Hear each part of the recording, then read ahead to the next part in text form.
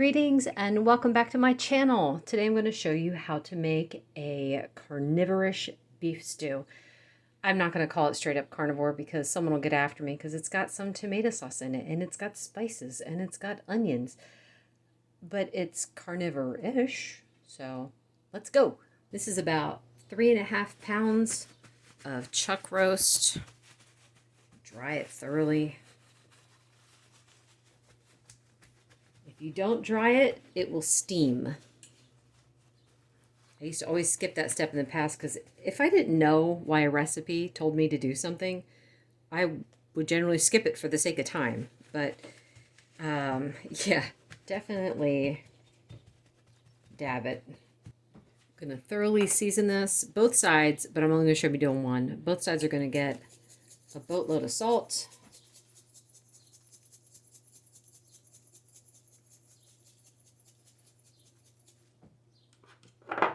Some pepper.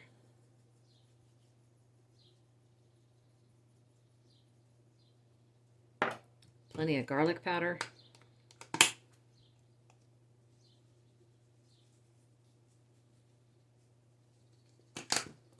Some onion powder.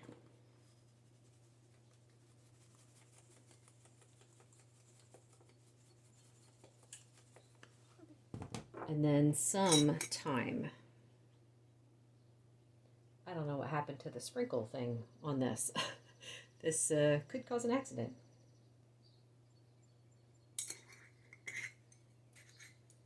I'm going to flip it over and do the same thing to the other side. I got a pan. This is over about medium-high heat. I got plenty of bacon grease in there. And I'm going to sear the meat.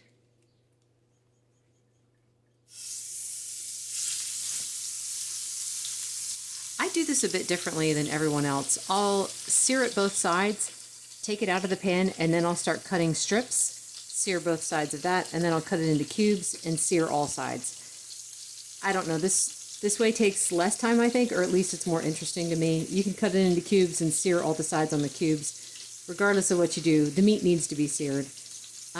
This guy did a test one time. He tested to see if searing it just like this, both sides, made any kind of difference in the flavor. And he said he personally couldn't see or couldn't taste any difference.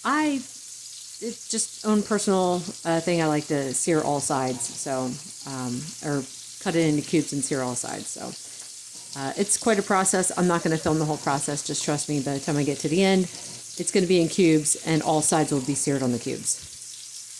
Just in case that didn't make sense, I thought, here, I'll show you a little bit what I mean. I took it out, cut it into strips. Now I'm frying the strips. And then I'll take these out again and then cube them. And then, like I said, do the rest of it. Hopefully you guys can hear me. The fan's going and it's sizzling. I'm going to add more grease to the pan as I see that it needs it.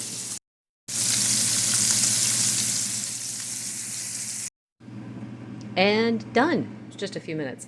I'm going to slice up an onion and cook it over medium just to soak up some of that grease, and it's going to brown a little bit, and then I'll show you what's next. And a little bit of salt.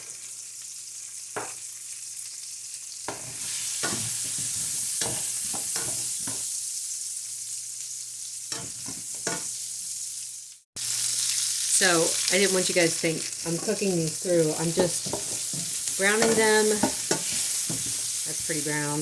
And I'm going to add in some garlic. This is garlic that I just kind of crushed a bit with a fork.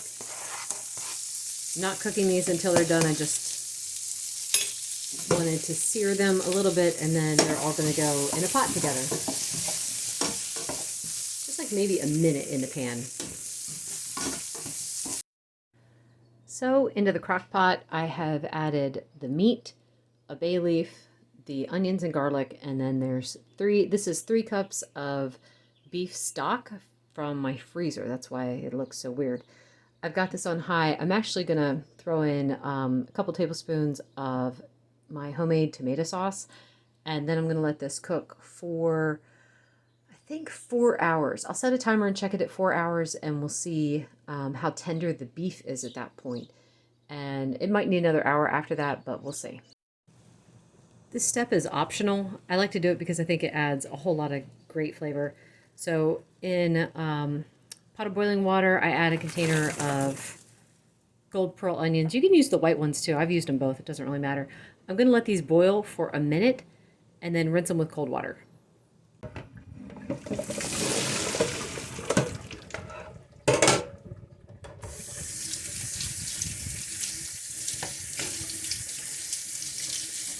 So that step was really just to make this step easier.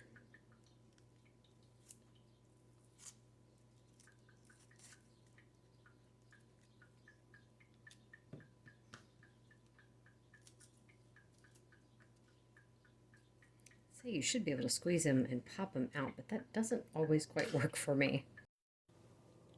Over medium heat, I'm going to melt 3 tablespoons of butter, and once it starts bubbling, I'm going to add the onions in. Always trying to escape.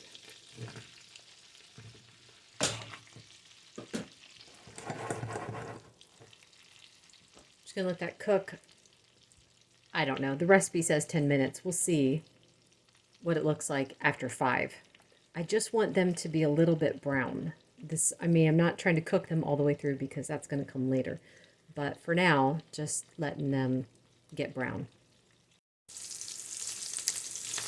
That's looking pretty good. You can see got some browning going on. That's what I'm looking for.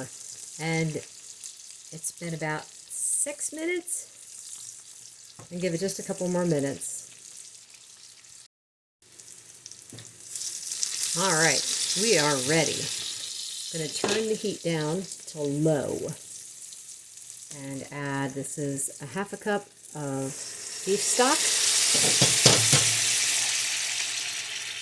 Do a little bit of salt, not much, and a little bit of pepper. This is about a half a bay leaf, kind of. A little bit of thyme, maybe a lot of thyme, and some parsley. Always sticks. It's like, is it even coming out? I can't tell. There we go. Now I'm going to set a timer and I'm going to let this cook down for about 45 minutes. I will come check it around the 20-minute mark though, just to make sure that the liquid's not all boiled out. And cover it with a lid that doesn't fit. 20 minutes later, it's looking pretty good, but I'm going to add about a 1/4 cup of water to it just so it survives, because I mean the onions are mostly done, but they need just a little bit more time. So 1/4 cup of water, and then I'm going to let it cook for another 20 minutes. 20 minutes later, that looks great. I'm just going to leave this here and let it cool down until I need it for the rest of the stew. It's been about 4.5 hours. I'm going to check to see if this is soft enough. Oh yeah. Now I did check it at 4 hours and it was still way too stiff. So I'm going to take all the pieces of meat out and I'm going to spread them on a pan just so that they can cool down a bit while I finish off the sauce. Next step is going to be this, to strain the liquid. You don't have to do this step. I just don't want the onions and the herbs and stuff in the last part. So also before I do it though, all this brown here is flavor. So I will go around and I'll just like kind of splash a little bit on there just to loosen it up and then scrape it off, because I don't want to lose any of the flavor. So this is going to take me a few minutes and then I will strain this and show you what the next step is. So I strained, this was the liquid from the crock pot, and I'm also going to strain through the onions. That was a mistake. Oh my, I've never done that before. I want the onions, but I don't want this, and I don't want the spices, so I should have separated it out first. Anyway, this will be fun and interesting, and I'll tell you guys about it later. Yeah, that was a totally normal thing to do. Anyway, future reference, scrape that out and then strain that, and it should be fine. Anyway, oh my word. It's not the first time I've made this recipe, but it was the first time I had tried that. So I'm just getting all the last bits of liquid out should be fine. And I'm actually going to turn the heat on high and let this start to boil down. Now, you could leave it just like this if you like it to be more soupy. I like my sauce to be thicker and more stew-like. While I'm waiting for the sauce to boil down, I'm going to pick over the meat. I cannot eat meat that has like the globules of fat in it. It just makes me gag. So it's not that that fat will get thrown away. That'll get set aside and I'll use it for my steak in the morning. But for now, yeah, this has to be picked over and all the meat set aside. That reduced down nicely. That looks fabulous. That actually took less time than it did for me to pick over the meat. So I'm going to add back in, real quick. It looks kind of weird because I scraped down the sides and, you know, that's the streaks in there. You always want to scrape down the sides to get, because I mean, that's a boatload of flavor. So I'm going to add back in the onions and I'm going to add the meat that I picked. Like I said, that fat in connective tissue is not going to go to waste. That'll be fabulous with my steak in the morning. So yeah, I'm going to put it all together and then plate it up. Time for a taste test. Honest to goodness, I'm not sure if I should use a spoon or a fork. I mean, it's got sauce on the bottom, but yeah, we'll go with a spoon.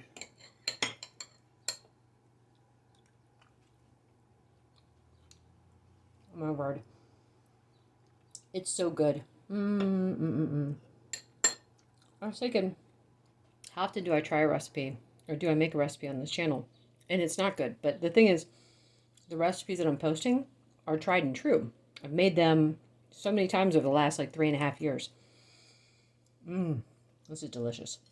You don't need the biscuit to go along with it. I just wanted to have it because I thought it would taste good. The recipe for this is posted below. So anyway, thank you so much for watching. Let me know if you try it. Let me know what you think. And anyway, that's it. Bye.